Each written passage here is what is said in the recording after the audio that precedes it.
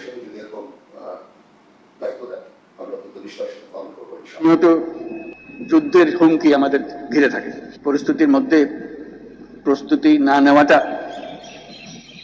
আত্মঘাতী। থাকার রাজনৈতিক দল এনসিপি বা ছাত্র উপদেষ্টা বা আমাদের উপদেষ্টা যারা আছেন, ইভেন এখানে কেউ কেউ বলছেন যে ডক্টর মোহাম্মদ ইউনূস তিনিও একটা বড় বেনিফিটেড হয়েছেন, ওনার নামে থাকা মামলাগুলো ঝরে গেছে। যেই কন্টেইনার টার্মিনালটি বাংলাদেশে এরই মধ্যে সবচেয়ে ভালো চলছে, নিউ মুরিং কন্টেইনার টার্মিনাল, মানে চট্টগ্রাম বন্দরের হার্ট যেটিকে বলা হয়, হৃৎপিণ্ড যেটিকে বলা হয়, সেই টার্মিনালটি হঠাৎ করেই যে ডিপি ওয়ার্ল্ড, দুবাই ভিত্তিক ডিপি ওয়ার্ল্ডকে দিয়ে দেওয়া হবে। আসসালামু আলাইকুম। এবার নিজের পায়ে নিজেই কুড়াল মারলো আমাদের প্রধান উপদেষ্টা ডক্টর মোহাম্মদ ইউনূস। দর্শক শ্রোতা, কেন এই কথাটা বলছি যে নিজের পায়ে নিজে কুড়াল মারলো? শুধু আমি এই কথা বলছি না, নাইম ভাইও এই কথা বলছেন, এবং সেই সাথে আরও বেশ কয়েকটা ভিডিও ফুটেজ আপনাদের সাথে দেখাবো, শেয়ার করবো। আশা করছি সেই ভিডিওগুলো দেখলে আপনারা বুঝতে পারবেন। তো দর্শক শ্রোতা, ডক্টর ইউনূস তিনি নিজের মুখে যুদ্ধের কথা বলছেন এবং সেনাবাহিনীকে বা সেনাপ্রধানকে প্রস্তুত থাকতে বললেন। বাংলাদেশ মাঝখান থেকে বিপদে পড়তে যাচ্ছে, খুবই বড়সড় একটা বিপদে ফেলতে যাচ্ছে এই ডক্টর মোহাম্মদ ইউনূস। খুবই প্রশংসা তিনি কুড়াচ্ছিলেন, কিন্তু এই একটা বক্তব্যেই তিনি যেন তার বড় একটা ভুল করে বসলেন, এবং শেখ হাসিনা যেমন একটি ভুল করেছিল সেই ভুলের খেসারত তাকে দিতে হচ্ছে।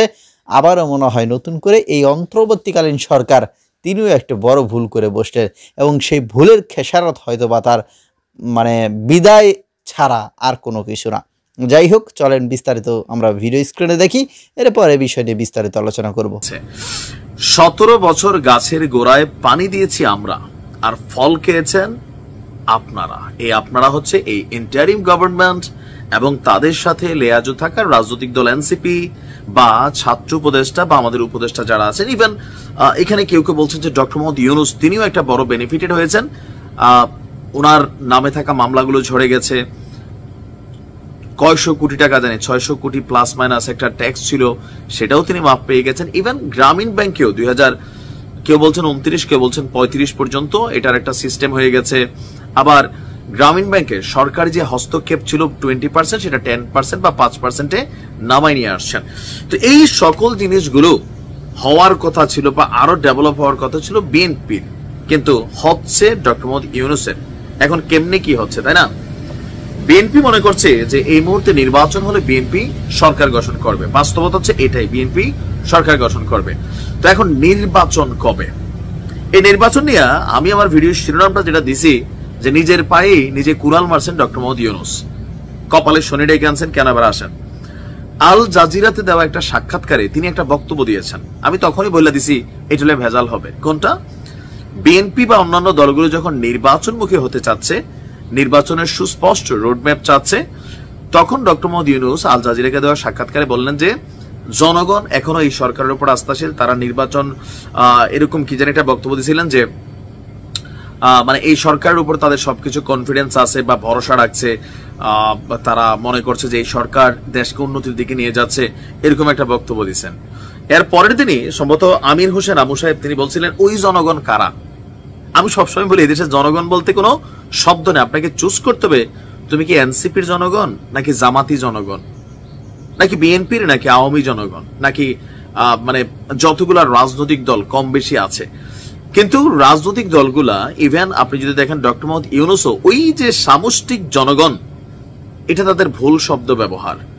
ওনার বলা দরকার ছিল আমাকে যারা ভালোবাসে সেই টাইপের জনগণ, কিন্তু এটা আমাদের কেউই বলে না। এনসিপিও কথায় কথা বলে এই দেশের ছাত্র জনতা। বাবা, কোন ছাত্র কোন জনতা? ছাত্রদের মধ্যে তো 2-4 হাজার দল আছে। বলা উচিত যে আমাদেরকে যারা সাপোর্ট করে বা আমাদের সাথে থাকলে যাদের ফায়দা হবে সেই ছাত্র, সেই জনতা। কারণ সবাই দলের মধ্যে ওই অ্যাক্টিভিটি দেখায় যাদের এখানে ফায়দা আছে এবং তাদেরকে দিয়ে তাদের মাশাআল্লাহ হয়তো ইনকাম চলে। কারণ পলিটিক্স একমাত্র জিনিস বাংলাদেশে রাতারাতি আপনার পয়সা আসমান থেকে ফাইরা ইন্না দিবে। আপনি দেখেন হান্নান মাসুদ, ওয়াও, হ্যাঁ, তারপর আপনি দেখেন নাহিদ, ওয়াও, আসিফ, ওয়াও, হ্যাঁ, এরকম প্রত্যেকের কিন্তু ওয়াও অবস্থান হয়ে গেছে। আরমানি ব্র্যান্ডের জিন্স পরতেছে, আপনি ড্রেস আপ দেখেন কই থেকে কই গেছে। আওয়ামী লীগের একজন এমপি, বিএনপির একজন এমপি, মন্ত্রী, যতগুলা সুযোগ সুবিধা নিচ্ছে, এক চামচ এই নাহিদরা ছাইরা দিয়ে আসছে ক্ষমতায় বসে। পদত্যাগের কোন নজির এই সরকারের মধ্যে কেউ তৈরি করে নাই। এখানে এগুলো হবে না, কারণ চেয়ারের মধ্যে কি যেন আছে, কি আছে বলা যাবে না। এখন ডক্টর মোহাম্মদ ইউনূসের এই বক্তব্যটায় তারেক রহমানের গতকালকের যে বক্তব্য আপনি যদি বোঝেন, ঘন্টা কিন্তু বাইচা গেছে। কোন ঘন্টা? ধৈর্য শেষ, গো ফর অ্যাকশন বা রেডি ফর অ্যাকশন। গত বছর থেকে বিএনপির মহাসচিব মির্জা ফখরুল ইসলাম বলছিল যে 5ই আগস্টের মতন আর একটা পরিস্থিতি তৈরি হইতে পারে, তখন আমরা বুঝি নাই, এখন বুঝতেছি। আর সেটা তাদের চুল এমনি পাকে নাই। তারেক রহমান বলছিল এইবারের নির্বাচন সাধারণ নির্বাচন হবে না, খুব কঠিন একটা হবে, তখন বুঝি নাই, এখন বুঝছি। এখন তারেক রহমান গতকালকে শ্রমিক দিবস উপলক্ষে, মে ডে উপলক্ষে তার এক বক্তব্যের অংশ বলছেন, অন্তর্বর্তী সরকারকে বিএনপি সহ অন্যান্য রাজনৈতিক দলগুলো পূর্ণ সমর্থন দিয়ে গিয়েছিল, বাট এখন এই কন্টিনিউ সমর্থন দেওয়া আর উচিত হবে কিনা বা উচিত না। জনগণের একাংশ মনে করছে, যে আবার তিনিও বলছেন জনগণ মানে বিএনপি পন্থী জনগণ মনে করছে, বা জামাতের অনেকে চাইছে, আরো বিভিন্ন যে রাজনৈতিক দলগুলো আছে নির্বাচন চাচ্ছে। তার বক্তব্য হচ্ছে যে এখন জনগণ মনে করছে যে একটা নির্বাচিত সরকারের দিকে আসলে ধাবিত হওয়া উচিত।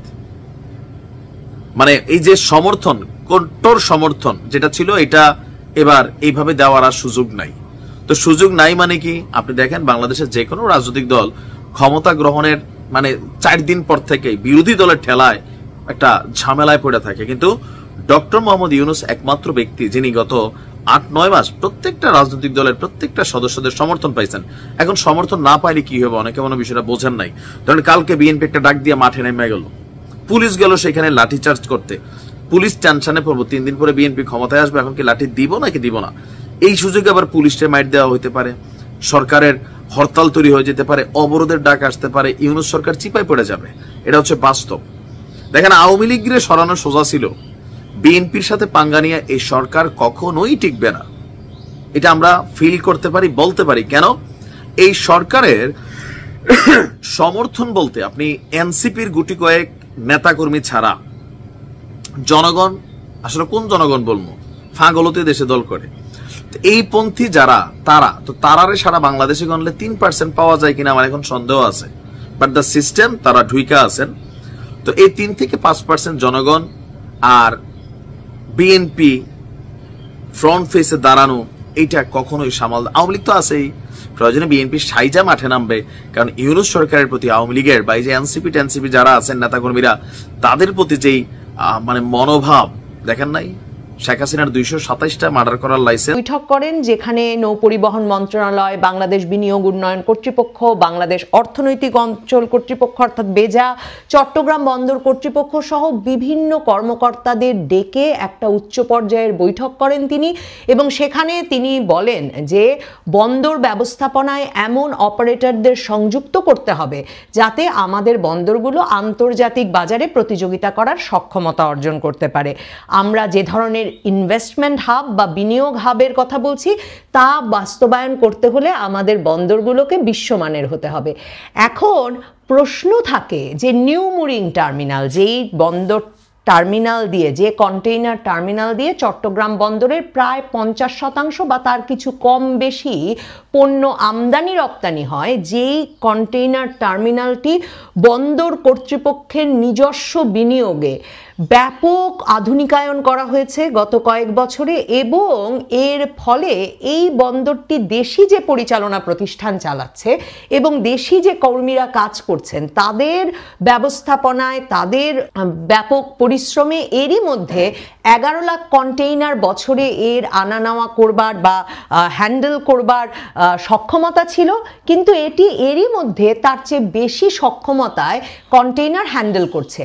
তাহলে যেই কন্টেইনার টার্মিনালটি বাংলাদেশে এরই মধ্যে সবচেয়ে ভালো চলছে, নিউ মুরিং কন্টেইনার টার্মিনাল মানে চট্টগ্রাম বন্দরের হার্ট যেটিকে বলা হয়, হৃৎপিণ্ড যেটিকে বলা হয়, সেই টার্মিনালটি হঠাৎ করেই যে ডিপি ওয়ার্ল্ড, দুবাই ভিত্তিক ডিপি ওয়ার্ল্ডকে দিয়ে দেওয়া হবে, সেটির সিদ্ধান্ত কার আঙুলের ইশারায়, কোন উপকারের জন্য এই ইউনূস সরকার নিতে যাচ্ছে, কিংবা বাংলাদেশের বন্দরগুলোকে দ্রুত বিদেশে লিজ দিয়ে দিতে হবে, এই সিদ্ধান্তই বা একটা অন্তর্বর্তীকালীন সরকার কি করে নেয়।